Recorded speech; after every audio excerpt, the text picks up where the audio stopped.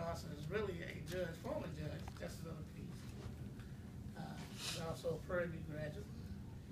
And he's what we refer to as a community activist because nothing gets past him in terms of issues that relate to the community at large.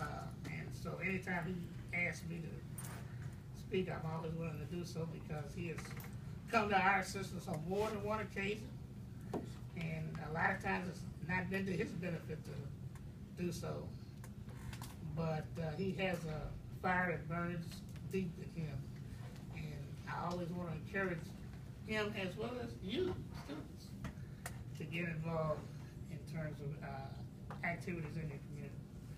So with that, he wants to talk to you about a specific issue, and I'll turn it over to you. Thank you, Dr. Server. Hey, listen, welcome back to Prairie View. I hope you guys have a wonderful semester.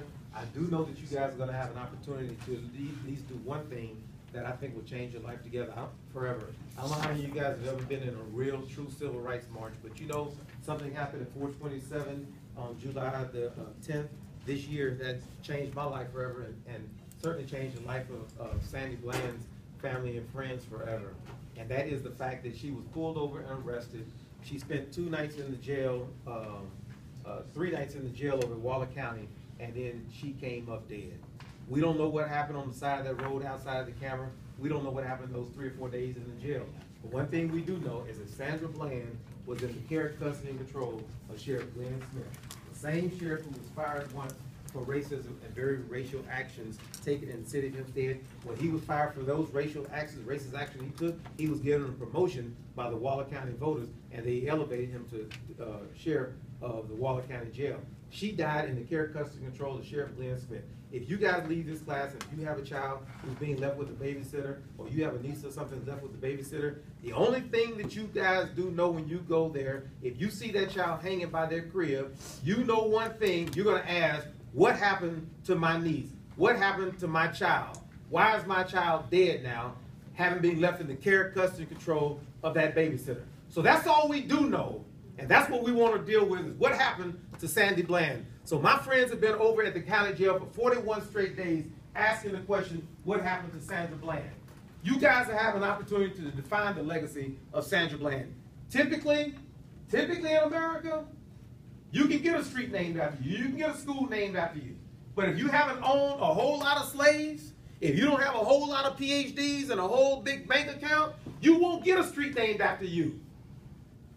1 mile west of here, there's Leander Plantation, named after Justin Leander, one of the first plantation owners in America, one of the first ones certainly in Texas. He owned lots of slaves, and what does Waller County do? They named the plantation, they named the parkway just 1 mile west of here, Leander Parkway, after a plantation owner. And then if you go down just 5 miles west, you got a highway named after a president of the United States, Ronald Reagan, Hollywood movie star. So Sandy Bland, 5 days before she gets here, she's driving back from Mississippi to Chicago, and she tells her mother, she said, Mom, you know, at 28, I finally found my purpose. And she said, what is that, baby?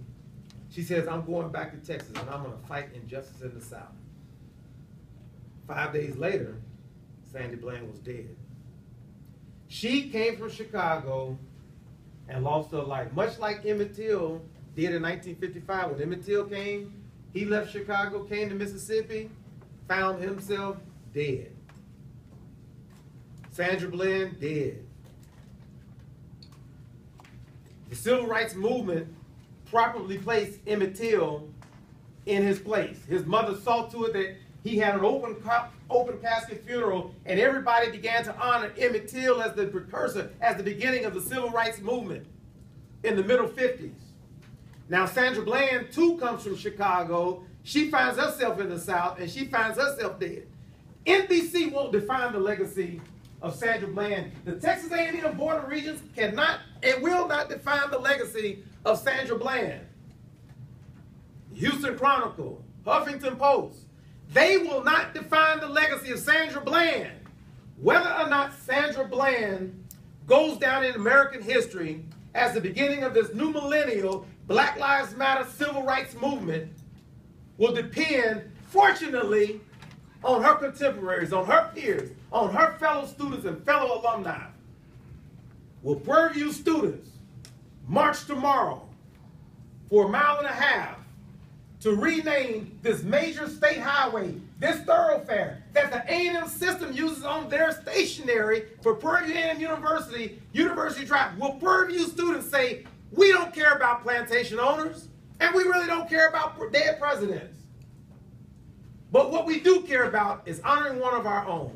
Will Prairie View students show up, not in 150 numbers, not in numbers similar to 300? Will Prairie View students show up by the thousands? Will they say, you know what? I'm not just going to come myself. I'm bringing my whole room. I'm bringing my whole building, my whole dorm. Sandy Bland is dead. She didn't get to fulfill in life what she told her mother her purpose was, but you all can help her fulfill that destiny. You all can help her fulfill that purpose. We're going to leave at 4:27 p.m. from the MSC on tomorrow. 4:27 from the MSC tomorrow. What we need in the meantime is for you all to get this thing trending, because we'll only get to speak to 400 or 500 students.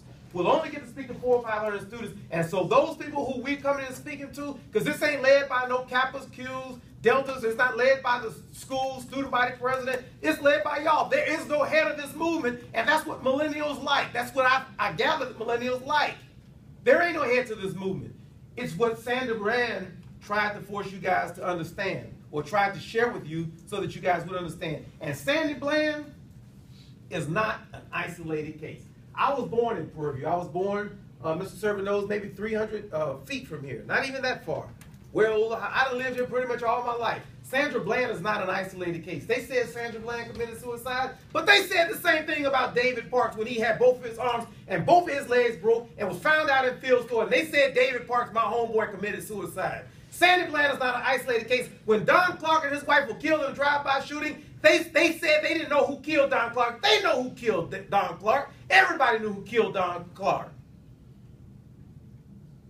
When Michael Coleman got stabbed 7 times in the chest, they didn't even bother to bring his accuser into court because black lives didn't matter then, and apparently black lives don't matter to them now. Sandy Bland is not an isolated case. And only you guys can cement her legacy in American history. Right now, Hannah Bonner has been over the jail in vigil for 41 days. She wants to leave y'all with a few brief words and a voice of Sandra Bland.